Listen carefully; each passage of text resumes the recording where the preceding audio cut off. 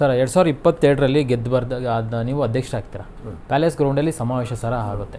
ಆ ಒಂದು ಸಮಾವೇಶದ ಒಂದು ಖರ್ಚು ವೆಚ್ಚ ಲೆಕ್ಕವನ್ನು ಸಹ ಕೊಟ್ಟಿಲ್ಲ ಅಂದ್ಬಿಟ್ಟು ಒಂದು ಸಂಘದಲ್ಲಿ ಆರೋಪ ಮಾಡ್ತಾ ಇರುವಂಥದ್ದು. ಹಿಂದೆ ನೋಡಿ, ನಮ್ಮ ಸಂಘ 1927ರಲ್ಲಿ ಸ್ಥಾಪನೆ ಆಗ್ತದೆ. ಮೇಜರ್ ಆ್ಯಂಡ್ರೀಸ್ ಅವರು ಸ್ಥಾಪನೆ ಮಾಡಿದಂಥ ಸಂಘ. ಹಿಂದೆದಂಥ ಆಡಳಿತ ಮಂಡಳಿಯವರು 2020ಗೆ ಚುನಾವಣೆ ಮಾಡಬೇಕಾಗ್ತದೆ. ಅವರ ಅವಧಿ ಮುಗಿದಿದೆ. ಆದರೂ ಅಕ್ರಮವಾಗಿ 2022ರವರೆಗೆ ಸುಮಾರು 2 ವರ್ಷಗಳ ಕಾಲ ಅವರು ಆಡಳಿತದಲ್ಲಿದ್ದಂಥ ಸಂದರ್ಭದಲ್ಲಿ ಅವತ್ತಿನ ನ್ಯಾಯಾಲಯದ ಮುಖಾಂತರ ನಾವು ಎಲೆಕ್ಷನ್ ಮಾಡೋಕ್ಕೆ ಪರ್ಮಿಷನನ್ನು ತಂದು 2022ಗೆ ಚುನಾವಣೆ ಆಗ್ತದೆ. ಆ ಚುನಾವಣೆ ಸಂದರ್ಭ ಏನಾಗ್ತದೆ, ನಮ್ಮ ಸಂಘಕ್ಕೆ 100 ವರ್ಷ ತುಂಬಿದಂಥ ಸಂಘ. ಆ ಸಂಘವನ್ನು, ಯಾಕಂದರೆ ಕರ್ನಾಟಕದಲ್ಲಿ ಲಕ್ಷಾಂತರ ಸಂಘ ಸಂಸ್ಥೆಗಳಿದೆ, ಅದರಲ್ಲಿ ನಮ್ಮದು ಒಂದು ಸಂಘ. ಆದರೆ ಈ ಸಂಘದ ವ್ಯಕ್ತಿತ್ವ, ಈ ಸಂಘದ ಶಕ್ತಿಯನ್ನು ಒಂದು ಬ್ರ್ಯಾಂಡ್ ಮಾಡಬೇಕಿತ್ತು. ಯಾಕೆಂದರೆ ಒಂದು ಸಂಘದ ಪರವಾಗಿ ಇಂಧನ ಸಚಿವರು, ಇಂಧನ ಅಧಿಕಾರಿಗಳ ಹತ್ರ ಹೋದಾಗ ನಮಗೆ ಒಂದು ರೆಸ್ಪಾನ್ಸ್ ಬೇಕು. ಅದು ಸಿಗಬೇಕು ಅಂದರೆ ನಮ್ಮದು ಬ್ರ್ಯಾಂಡ್ ಆಗಬೇಕು. ಸೊ ಆ ಶತಮಾನೋತ್ಸವ ಕಾರ್ಯಕ್ರಮವನ್ನು ನಾವು ಈ ಸಂಘದ ಒಂದು ದೊಡ್ಡ ಸಂಸ್ಥೆ ಇದೆ, ಇದರಿಂದ ಒಂದು ದೊಡ್ಡ ಶಕ್ತಿ ಇದೆ ಅಂತ ಈ ಸರ್ಕಾರಕ್ಕೆ ಮಂದಟ್ಟು ಮಾಡಬೇಕು ಅಂತ ಒಂದು ದೊಡ್ಡ ಮಟ್ಟದಲ್ಲಿ ಕಾರ್ಯಕ್ರಮವನ್ನು ಮೇಯ್ನ್ ಪ್ಯಾಲೇಸಲ್ಲಿ 2 ಡೇಸ್ ಕಾರ್ಯಕ್ರಮವನ್ನು ಮಾಡಿದ. ಅವತ್ತಿನ ಇಂಧನ ಸಚಿವರು ಮತ್ತು ನಮ್ಮ ಸಹಕಾರ ಸಚಿವರು ಸೋಮಶೇಖರ್, ಸುಧಾಕರ್ ಸರ್ ಅವರು, ಹಾಗೆ ಹಲವಾರು ವಿರೋಧ ಪಕ್ಷದವ್ರನ್ನೂ ಕರೆದಿದ್ದು ನಾವು. ಅವತ್ತಿನ ವಿರೋಧ ಪಕ್ಷದ ನಾಯಕರಾದ ಸಿದ್ದರಾಮಯ್ಯ ಅವರು, ಡಿ ಕೆ ಸಾಹೇಬರು ಎಲ್ಲರನ್ನೂ ಕರೆದಿದ್ದು. ಎಲ್ಲರೂ ಬಂದಿದ್ದರು, ಅದೇ ಸಿದ್ದರಾಮಯ್ಯ ಸಾಹೇಬರು ಬಂದಿರಲಿಲ್ಲ.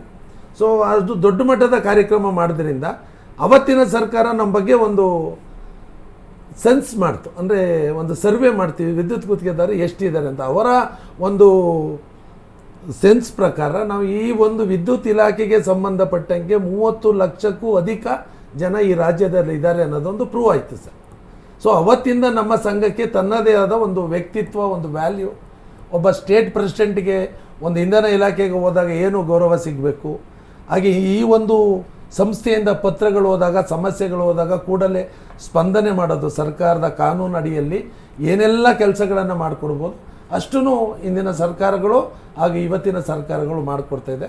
ಹಾಗೆ ಆ ಒಂದು ಕಾರ್ಯಕ್ರಮಕ್ಕೆ, ಏನು ಶತಮಾನೋತ್ಸವ ಕಾರ್ಯಕ್ರಮಕ್ಕೆ ಸುಮಾರು 2,40,468 ರೂಪಾಯಿ ಖರ್ಚಾಗಿದೆ.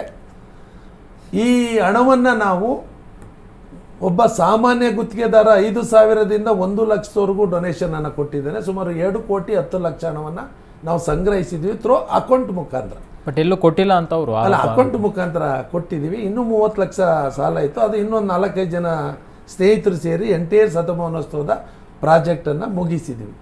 ನಾವು ಆ ಲೆಕ್ಕಪತ್ರವನ್ನು ಏನು ಕಳೆದ ಬಾರಿ ನಾವು ಕೂಡಲ ಸಂಗಮ ಬಾಗಲಕೋಟೆ ಬಸವ ಕಲ್ಯಾಣದಲ್ಲಿ ನಾವು ಸರ್ವ ಸದಸ್ಯರ ಸಭೆ ಮಾಡಿದ್ದೀವಿ. ಆ ಸರ್ವ ಸದಸ್ಯರ ಸಭೆಯ ಜನರಲ್ ಬಾಡಿ ಬುಕ್ಕಲ್ಲಿ ನಾವು ಮೆನ್ಷನ್ ಮಾಡಿದ್ದೀವಿ, ಏನು ಹಣ ಕಲೆಕ್ಟ್ ಆಗಿದೆ, ಏನು ಎಕ್ಸ್ಪೆಂಡಿಚರ್ ಆಗಿದೆ, ಸಂಪೂರ್ಣ ಮಾಹಿತಿಯನ್ನು ಕೊಟ್ಟಿದ್ದೀವಿ. ಆ ಒಂದು ಸರ್ವ ಸದಸ್ಯರ ಸಭೆಯಲ್ಲಿ 8,000ಕ್ಕೂ ಅಧಿಕ ಸದಸ್ಯರು ಭಾಗವಹಿಸಿದ್ರು. ಸೊ ಅದು ಲೆಕ್ಕಪತ್ರ ಕೊಟ್ಟಿದ್ದೀವಿ, ಒಂದು ಮಂಡನೆ ಆಗಿದೆ. ಅದಕ್ಕೆ ಬೇಕಾದಂಥ ಪೂರಕವಾದ ಎಲ್ಲ ದಾಖಲಾತಿಗಳು ಸಂಘದಲ್ಲಿದೆ. ಆದರೆ ಈ ಕಾರ್ಯಕ್ರಮಕ್ಕೆ ನಾವು ಯಾವುದೇ ಸಂಘದ ಹಣವನ್ನು ನಾವು ಉಪಯೋಗಿಸಿಲ್ಲ, ಪ್ರಾಯೋಜಕರ ಮುಖಾಂತರ ಕಾರ್ಯಕ್ರಮವನ್ನು ಮಾಡಿದ್ದೀವಿ. ಸರ್, ಇನ್ನೊಂದು, ಯಡಿಯೂರಪ್ಪ ಅವ್ರನ್ನ ಶಿವಮೊಗ್ಗದಲ್ಲಿ ಭೇಟಿ ಆಗ್ತೀರಾ, ಈ ತುಂಡು ಗುತ್ತಿಗೆ ವಿಚಾರಕ್ಕೆ ಸಂಬಂಧಪಟ್ಟಂಥ ಮನವಿಯನ್ನು ಸಹ ಕೊಡ್ತೀರಾ, ಅದೇನು ಕಾರ್ಯರೂಪಕ್ಕೆ ಬಂತ ಏನು ಸರ್ ಅದು? ಸರ್, ಅವತ್ತು ಮಾನ್ಯ ಯಡಿಯೂರಪ್ಪ ಅವರು ಮುಖ್ಯಮಂತ್ರಿಗಳಾದಂಥ ಸಂದರ್ಭದಲ್ಲಿ ಅವರ ಹುಟ್ಟೂರಲ್ಲಿ ಅವರಿಗೆ ಒಂದು ಅಭಿನಂದನಾ ಕಾರ್ಯಕ್ರಮವನ್ನು ಮಾಡಿ, ಅವತ್ತು ಓಸಿಗೆ ತೊಂದರೆ ಆಗಿತ್ತಲ್ಲ, ಹಾಗೆ ತುಂಡು ಗುತ್ತಿಗೆ ಬಗ್ಗೆ ಅವರಿಗೆ ಒಂದು ಮಾಹಿತಿಯನ್ನು ಕೊಟ್ಟು ಒಂದು ದೊಡ್ಡ ಮಟ್ಟದಲ್ಲಿ ನಾವು ಅವ್ರಿಗೊಂದು ಸನ್ಮಾನವನ್ನು ಮಾಡಿ, ಅವತ್ತು ಮಾನ್ಯ ಯಡಿಯೂರಪ್ಪ ಅವರು ನಮ್ಮದು ಎಲ್ಲ ಬೇಡಿಕೆಗಳನ್ನು ಈಡೇರಿಸ್ಕೊಡ್ತೀವಿ ಅಂತ ಹೇಳಿದರು. ಅವರು ಮುಖ್ಯಮಂತ್ರಿ ಅದೊಂದು 6-7 ತಿಂಗಳಿಗೆ ಕೋವಿಡ್ ಬಂತು. ಕೋವಿಡ್ ಬಂದಾಗ ಅದು ಪೇಪರ್ ಪ್ರೋಸೆಸ್ ಆಯಿತು, ವಿವಿಧ ಹಂತಗಳಲ್ಲಿ ಅದು ಸ್ಥಗಿತಗೊಂಡಿತ್ತು. ಅದಾದ ನಂತರ ಅದೇ 2020 ಏನೋ ನಾವು ಯಡಿಯೂರಪ್ಪ ಅವರಿಗೆ ಇದು ಸನ್ಮಾನವನ್ನು ಮಾಡಿ ಅಭಿನಂದನೆ ಕಾರ್ಯಕ್ರಮ ಮಾಡಿದ್ದು. ಆಫ್ಟರ್ 2 ಇಯರ್ಸು 2022ಗೆ ಅದೇ ಸರ್ಕಾರದವರು ನಮಗೆಲ್ಲ ಓಸಿ ಎಲ್ಲವನ್ನು ಕ್ಲಿಯರ್ ಮಾಡಿಕೊಟ್ಟಿದ್ದಾರೆ. ಅನುಕೂಲ ಆಗಿದೆ. ಅವತ್ತು ಯಡಿಯೂರಪ್ಪ ಅವರ ಒಂದು ಆಶೀರ್ವಾದದಿಂದ 2022ಅಲ್ಲಿ ಓಸಿ ಮತ್ತು ತುಂಡು ಗುತ್ತಿಗೆ ಜಾರಿಗೆ ಅವರ ಒಂದು ಅವತ್ತು ಅವ್ರದ್ದು ಬರೆದಿಟ್ಟು ಹೋದ ಪತ್ರಿಕೆ ಪ್ರೋಸೆಸ್ಸು, ಪೇಪರ್ ಪ್ರೋಸೆಸ್ಸು ನಮಗೆ ಅನುಕೂಲ ಆಗಿದೆ.